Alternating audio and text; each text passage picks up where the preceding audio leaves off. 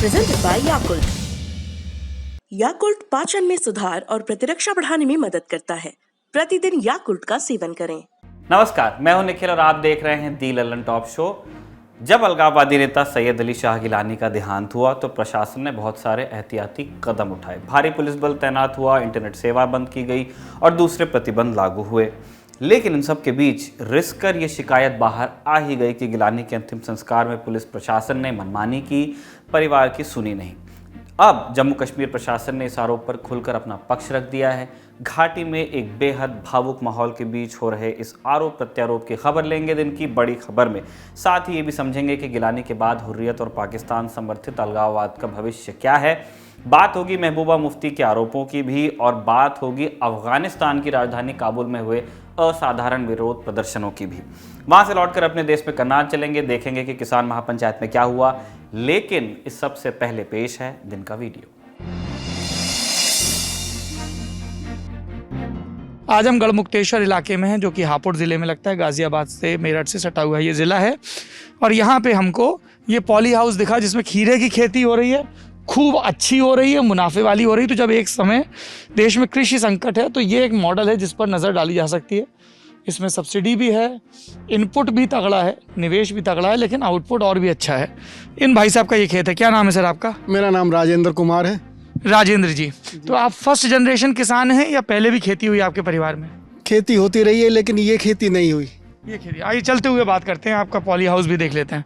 तो पहले क्या खेती होती थी राजेंद्र जी? पहले इसमें आलू लगता था, धान और गेहूं होती थी, जो रेगुलर खेती। हाँ जी, जो ओपन में होती थी। अच्छा, फिर ये पॉली हाउस का विचार कैसे आया? ये मेरा बेटा जैसे ही डिग्री करके आया, क्या डिग्री? उसने MBA किया था। हाँ, फिर?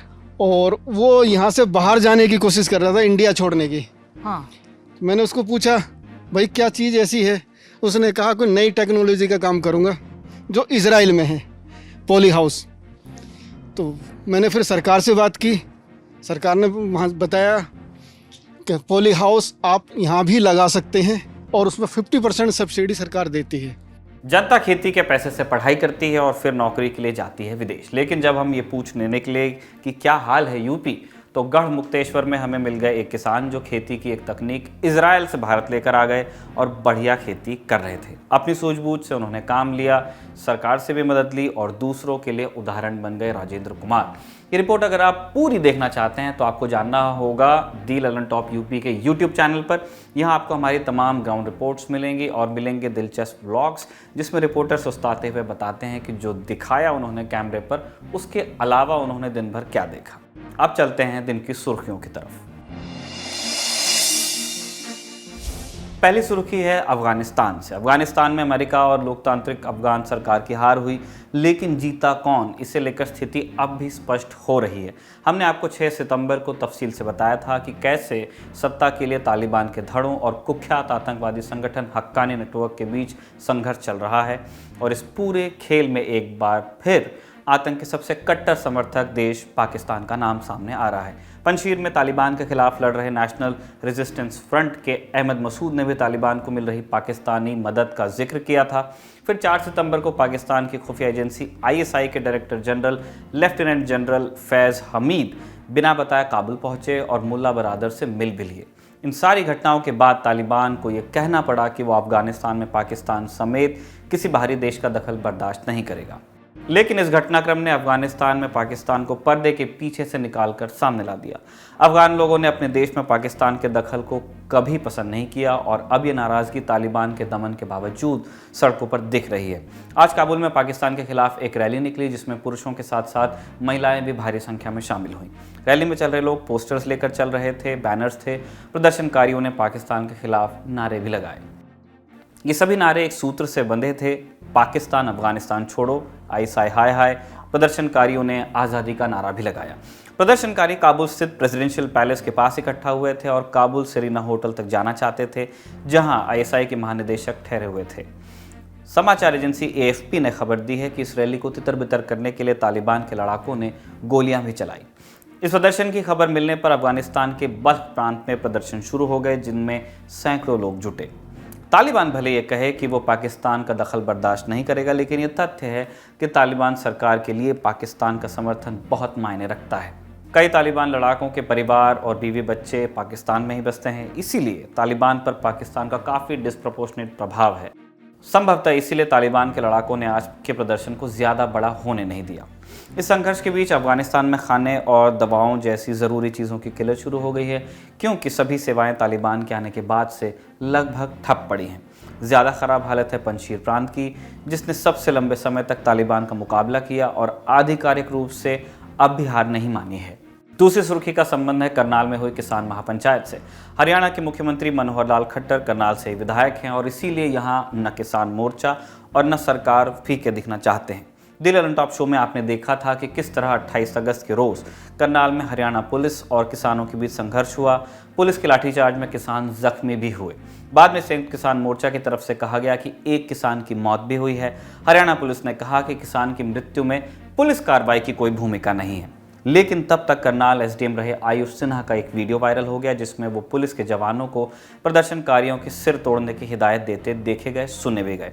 बाद में डिप्टी सीएम दुष्यंत चौटाला ने कहा कि एसडीएम ने ठीक नहीं किया और कार्रवाई होगी, लेकिन सीएम मनोहर लाल खट्टर ने एसडीएम का बचाव किया, एक तरह से जिस तरह उन्होंने बयान दिए। 30 अगस्त को करनाल में किसान महापंचायत हुई थी। किसानों ने 3 मांगे रख दी थी प्रशासन के सामने। लाठीचार्ज के जिम्मेदार अधिकारियों पर मुकदमे हों, घायल किसानों को 2-2 लाख का मुआवजा मिले और मृतक किसान के लिए 25 लाख का मुआवजा हो और परिवार से एक सदस्य के लिए सरकारी नौकरी।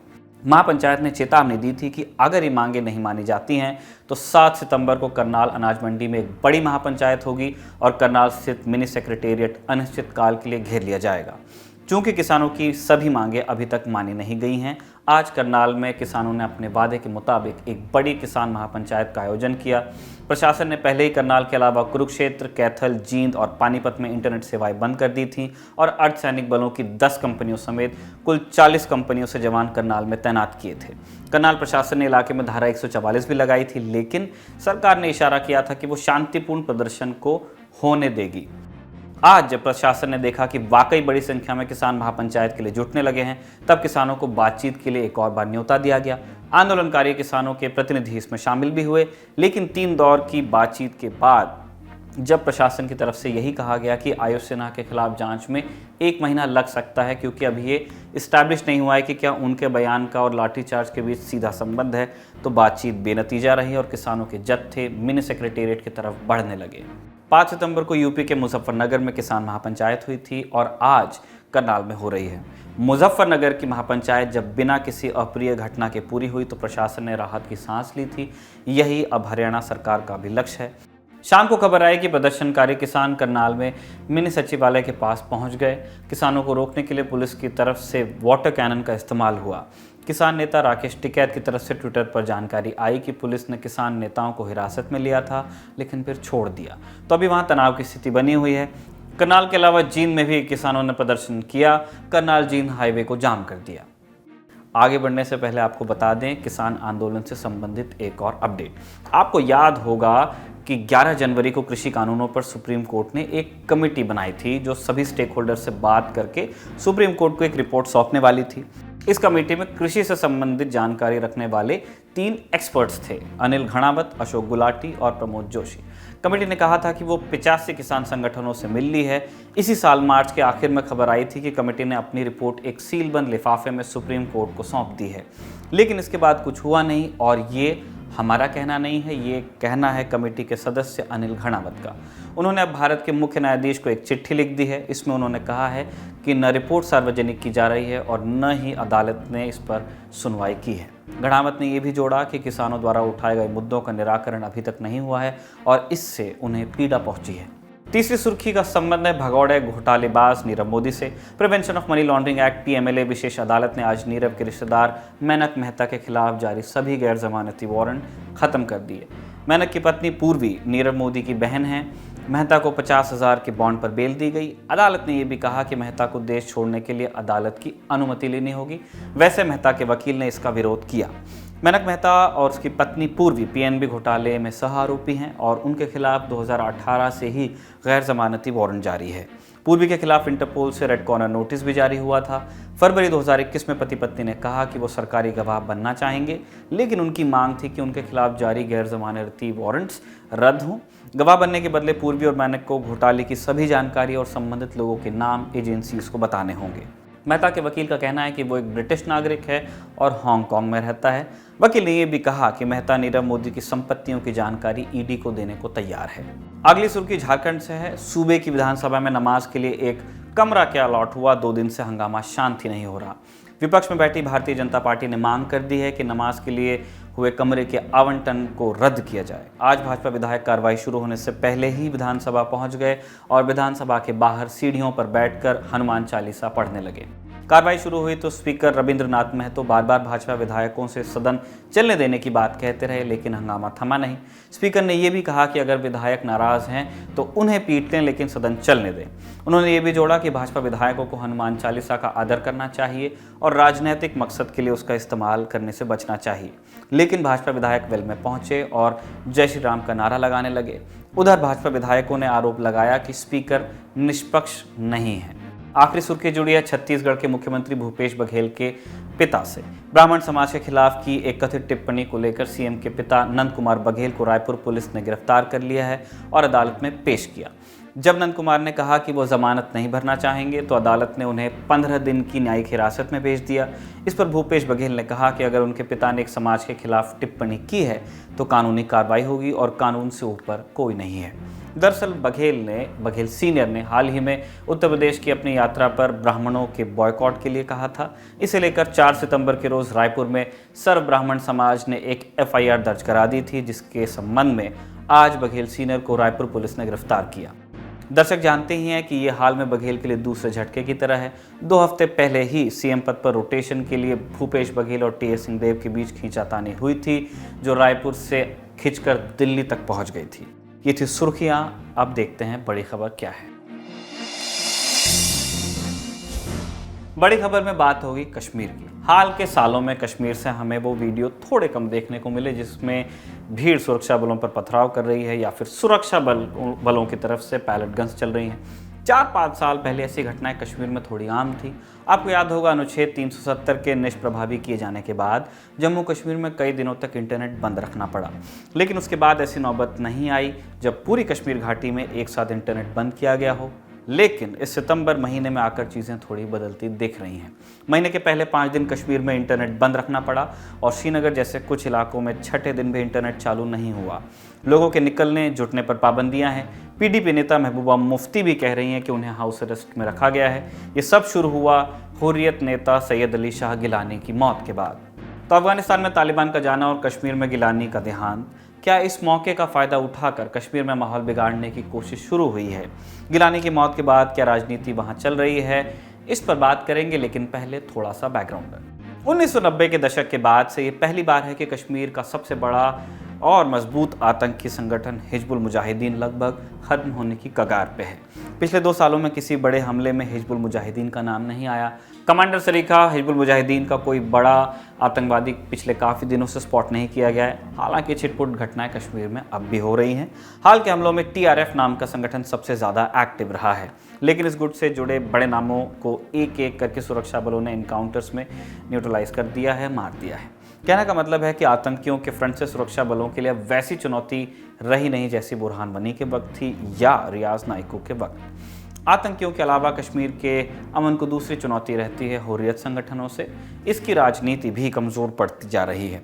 यासीन मलिक, मसरत आलम जैसे कई नेता जेलों में हैं। सैयद अली शाह गिलानी भी बहुत ज़्यादा एक्टिव थे नहीं, बीमार चल रहे थे। तो ऐसा कोई नेता था नहीं जिसकी अगुवाई में भीड़ इकट्ठी होकर कानून व्यवस्था बिगाड़े या कोई आंदोलन हो जिसके चलते कानून व्यवस्था बिगड़ने का खतरा रहे। इसे चाहे प्रशासन की सख्ती कह लीजिए या कामयाबी, पर हालत काबू में कर ली गई। अनुच्छेद 370 के निष्प्रभावी किए जाने के बाद कश्मीर में उस तरह का विरोध हुआ नहीं जिसकी आशंका पहले जताई जा रही थी, या फिर वो विरोध बहुत लंबे समय तक नहीं चला। अगस्त 2019 के बाद तो पत्थरबाजी की घटनाएं लगभग खत्म हो गई। तो इस रूप में कश्मीर 2021 के अगस्त महीने में पहुँचता है। अगस्त में पड़ोसी देश अफगानिस्तान में तालिबान का कब्जा होता है। इसी बीच 1 सितंबर की रात कश्मीर में सबसे उम्रदराज अलगाववादी नेता सैयद अली शाह गिलानी का निधन होता है। यहाँ से चीज़ें बिगड़ना शुरू होती हैं। 1 सितंबर की रात को श्रीनगर के हैदरपोरा में गिलानी के निवास के पास कब्रिस्तान में उन्हें दफना दिया गया। इंटरनेट भी सस्पेंड कर दिया गया। गिलानी के बेटों का आरोप है कि उनका अंतिम संस्कार परिवार की मर्जी के खिलाफ जाकर हुआ। बड़े बेटे नईम गिलानी का आरोप है कि पिता का इस्लामी कायदे के अनुसार अंतिम संस्कार नहीं होने दिया गया। दरवाज़ा तोड़कर जबरन शव को निकालकर पुलिस ले गई, ऐसी बातें भी परिवार की तरफ से कही गई और ऐसे आरोपों को महबूबा मुफ्ती ने तूल दिया।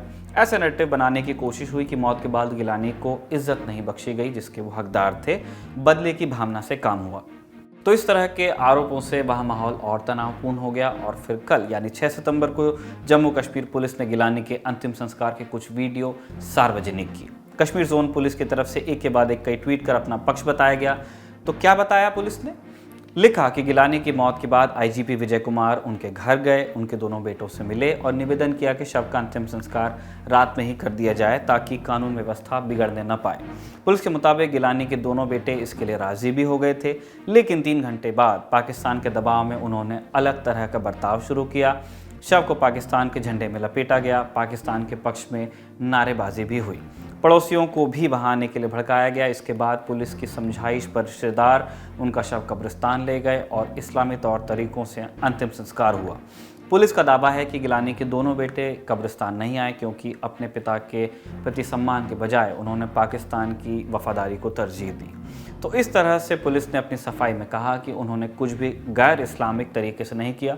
गिलानी के शव पर पाकिस्तानी झंडा लपेटने के मामले में पुलिस ने अज्ञात लोगों के खिलाफ यूएपीए की धाराओं में केस भी दर्ज किया है। पर पुलिस की सफाई के बाद भी ये मामला शांत होता दिख नहीं रहा है। प्रशासन ने कल कश्मीर के 8 जिलों में 5 दिनों बाद इंटरनेट सेवाएं शुरू कर दी, लेकिन श्रीनगर और उससे लगे बडगाम जिले में शो लिखे जाने तक, समाचार की तैयारी तक इंटरनेट की बहाली की जानकारी प्राप्त नहीं हुई थी।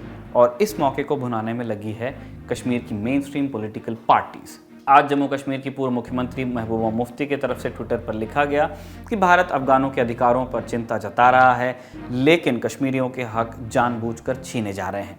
महबूबा ने यह भी लिखा कि प्रशासन ने उनको हाउस अरेस्ट में रखा हुआ है। इस बीच हुर्रियत की तरफ से भी संगठन में जान फूंकने की कोशिशें शुरू हो गई हैं। ऑल पार्टी हुर्रियत कॉन्फ्रेंस ने मसरत आलम को नया चेयरमैन बनाया है। इसके अलावा शब्बीर अहमद शाह और गुलाम अहमद गुलजार को वाइस चेयरमैन बनाया गया है। मसरत आलम अभी तिहाड़ जेल में बंद हैं। कश्मीर में पैसे के दम पर पत्थरबाजी को बढ़ावा देने के आरोप उन पर लगाए गए हैं इससे पहले।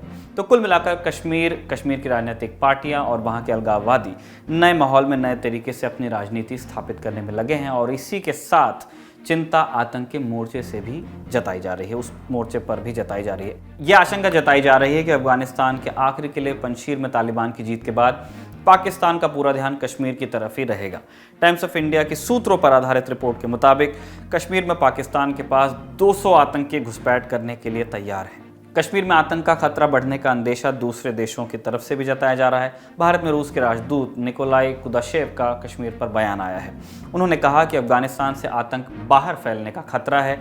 रूस की सीमा तक भी आतंकवाद जा सकता है, कश्मीर तक भी आ सकता है। रूस के सिक्योरिटी काउंसिल के सचिव यानी वहाँ के एनएसए निकोलाई पेट्रशेव भारत आने वाले हैं। भारत के एनएसए अजीत डोभाल से उनकी मुलाकात भी होने वाली है। यानी तालिबान से उपजे खतरे से निपटने के लिए भारत भी अपनी रणनीतिक किलेबंदी मजबूत करने में लगा है। ये था आज का दिल एलन टॉप शो। कल आपसे फिर मुलाकात होगी और तब तक के लिए हम आपसे ले रहे हैं विदा, और विदा हम ले रहे हैं राकेश से भी, जो अब नए सफ़र पर निकल रहे हैं और अब तक के कई बार उन्होंने दिल एलन टॉप शो को हमारे लिए आपके लिए एडिट किया है। देखते रहिए दिल एलन टॉप। Thank you.